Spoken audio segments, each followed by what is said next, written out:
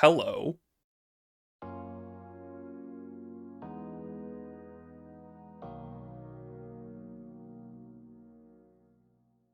Some time ago, I was sitting silently staring blankly at my computer monitor, scrolling through my Steam library.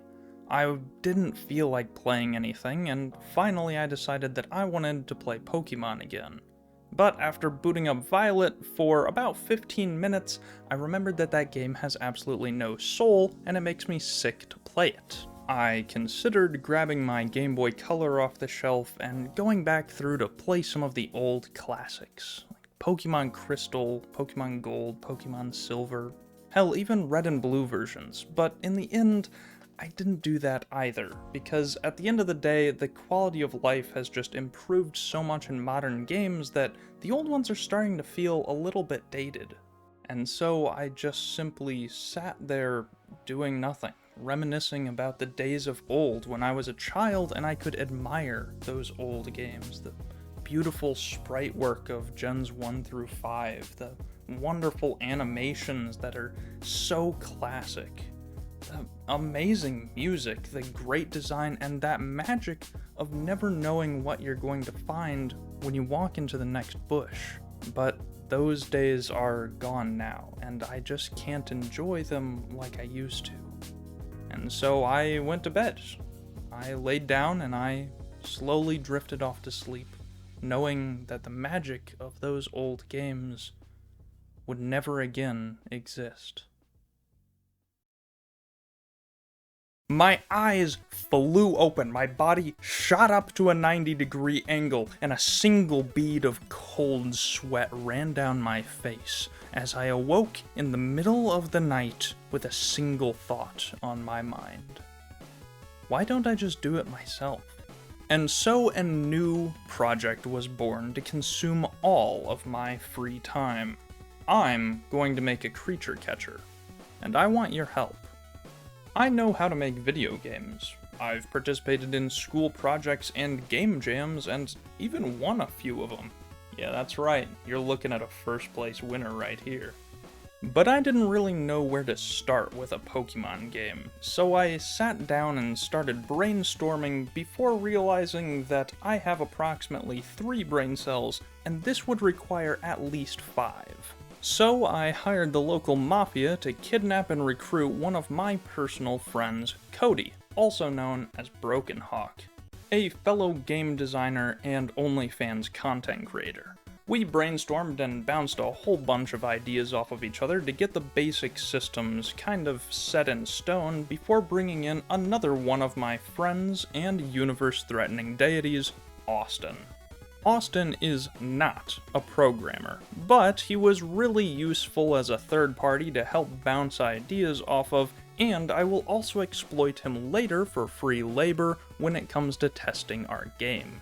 Not only that, he's also really good at coming up with monster designs, so he'll be helpful throughout.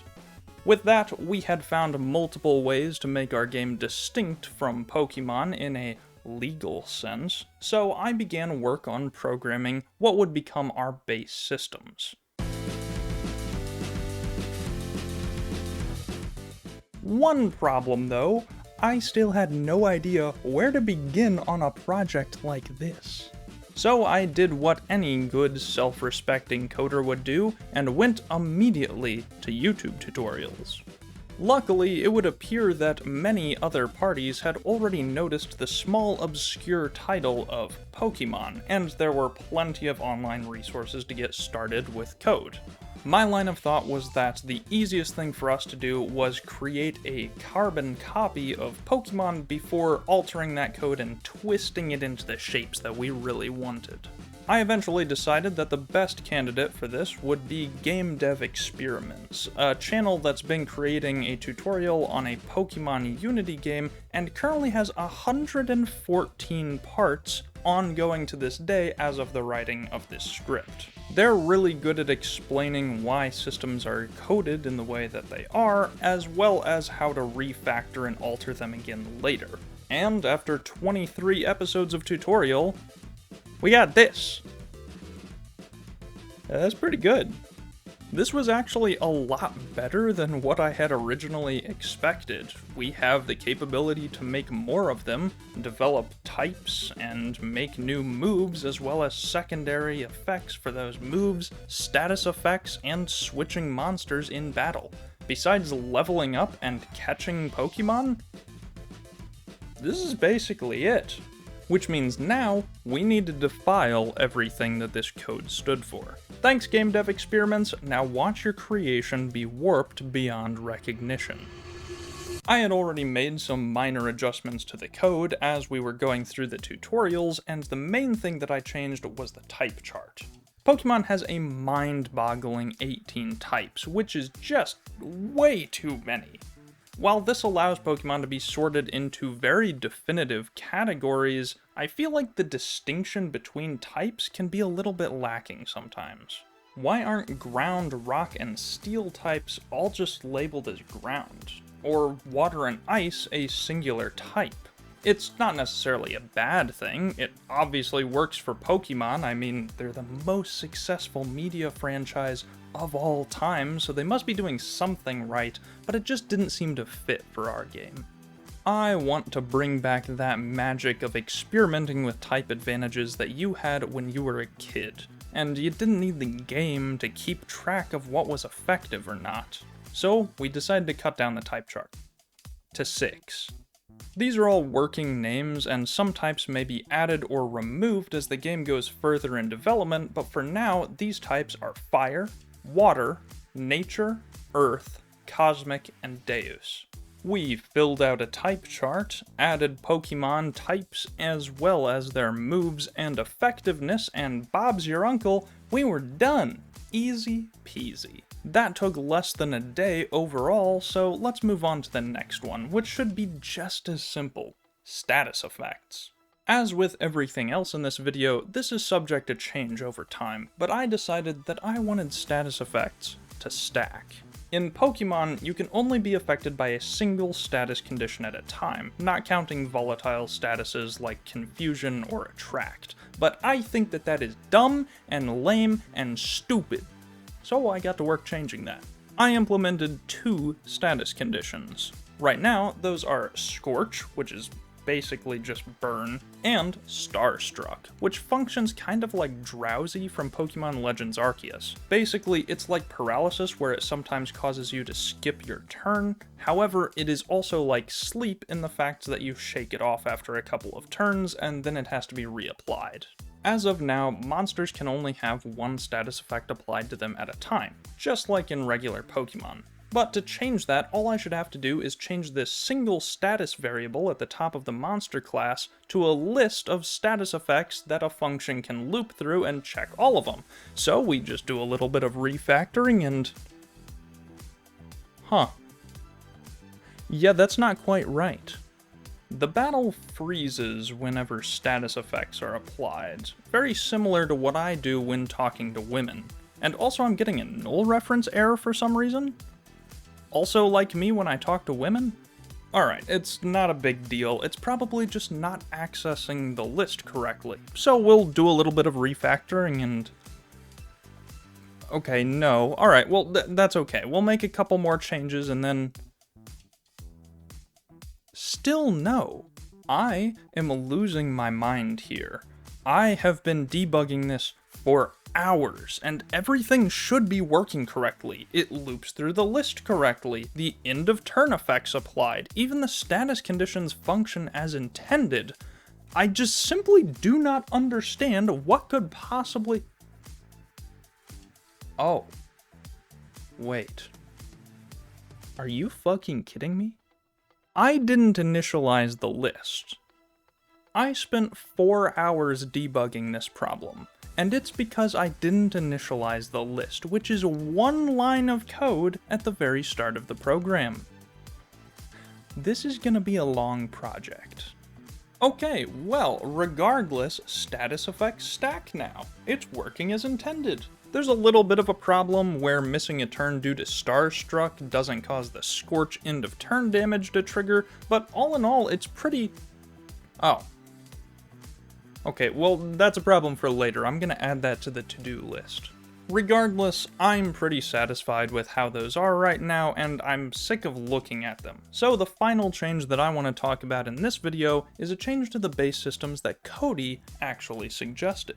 See, the original code from Game Dev Experiments used almost exclusively coroutines. And for all you people that don't know what coroutines are because you don't sit and stare at a computer screen all day, they're basically like a section of code that's executed one after another, like flipping over the top card of a deck of cards, or a line of used heroin needles.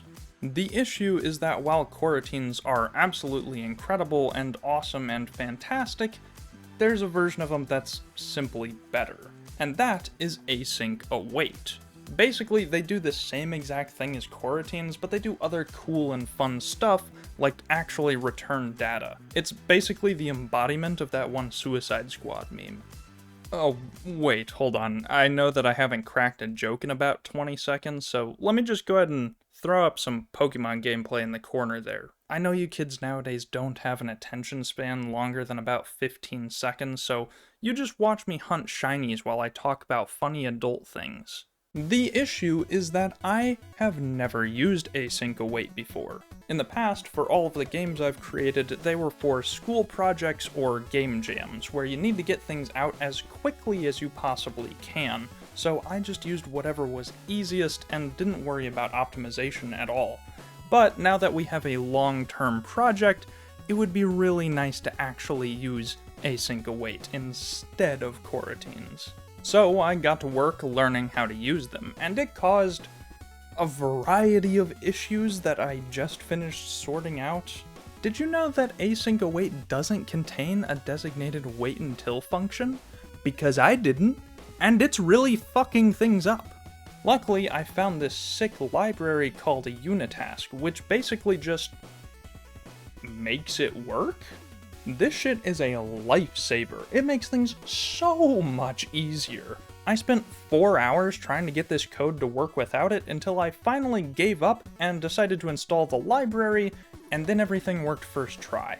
But enough of my complaining, nobody cares about this stupid nerd shit anyway.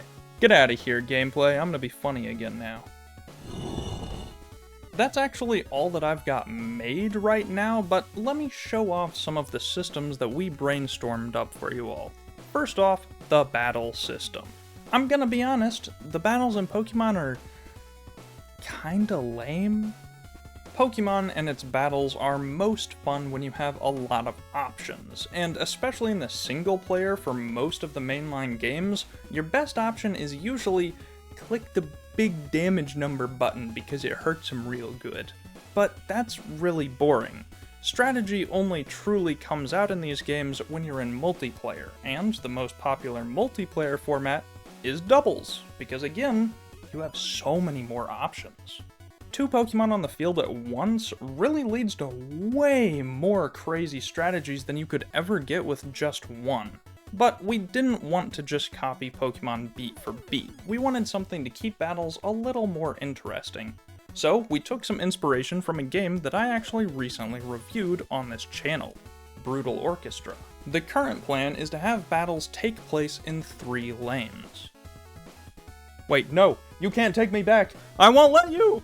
You'll be able to move your monsters around from lane to lane to target different lanes with your moves, as well as affect lanes with individual environmental statuses, like setting the ground on fire or covering it in water perhaps. We also want these statuses to stack, so if you cover a lane in water and then use a fire move on it, maybe it'll turn into steam that'll reduce accuracy in that lane temporarily.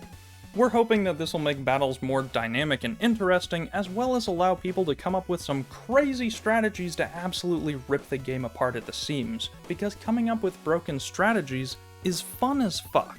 Finally, let's talk about the thing that everyone wants to know more on: the monsters. The current plan is to have roughly 150 monsters in the game, because that seems about right for the length that I'm shooting for to remain interesting throughout. Not only that, I want all of the evolutions in the game to be branching. You can only watch a Charmander evolve so many times before the magic starts to wear off. But if every monster has multiple things that it can evolve into, that should keep the magic alive and encourage players to catch more of the same monster, even if they already have one of the final evolutions. So basically every evolution line is a flowchart where you can get to the center evolution no matter what path you take, or spec all the way into one of the other final evolutions. The issue is that I can't draw. Like at all. Like, look at this concept art that I drew up. Holy cringe, that's bad. Luckily, I have my good friend Greg, a fellow YouTuber who makes animations that you should definitely go watch, and is really good at art. While he's not defending Earth from the Xenos threat, he enjoys long walks on the beach and being exploited for free labor by me and Cody. Remember that shitty concept art that I just showed a couple seconds ago? Look what he made it into! That shit's insane! The issue is that we usually make pretty short games that don't need that many assets, so it's really easy for Greg to make them in a timely manner. But I'm shooting for 150 unique monsters, plus back sprites, plus animations for all of them, and that's not even including the overworld sprites. Yeah, so that's not something that anyone should do for free, and it's probably way too much work for one person, no matter how attractive and muscular they are. Art and music are the two things I'm gonna wait for last in the project because I don't need them to actually code the game, and they'll take a long time. But they need to eventually get done regardless. So here's the current plan. I will be developing and brainstorming a Pokédex, for lack of a better word, whenever I have free time in the project, coming up with new monster designs because I want to make sure that every single monster that's going to be in the game is planned out before I actually start on the art. And once I do, I'll need to hire a whole bunch of artists, including Greg, to actually get it done in a reasonable time frame. The entire game is definitely gonna take more than a year to develop at the current rate, so don't get too excited yet, but further down the line I might open up a Patreon or a Kickstarter of some sort, because I can barely afford rent right now, and paying all those artists is going to be very expensive. Regardless, that's not something that I need to worry about at all right now, and not until way down the line. I just wanted to bring it up here because I thought it was important for you guys to know. And that's all I've got, for now at least. As I said before, this will definitely take at least a year to even begin to see the light of day, so don't get too hyped or start asking for pre-orders or anything yet, but I sincerely hope that this interests some of you. I'll probably keep doing devlogs like this once every 2 months or so. I don't want to drop my game reviews to do these instead, I just like updating you guys on the project and how everything is going. What's changed since the last time you saw it? But what do you all think? Do the systems sound fun? Do you have any suggestions or questions for me? Please tell me down in the comments below and I will do my best to get back with you. Please tell me, I'm desperate. And also, if you have any ideas for new monsters, moves, or systems that you think I should implement, go ahead and leave those down there too, because I'll always take free labor. In the future, I also plan on holding a community contest for monster designs, so look forward to that here in a few months. Thank you all so much for watching. Please God subscribe because this video took way too long to make, and as always, I'll see you soon.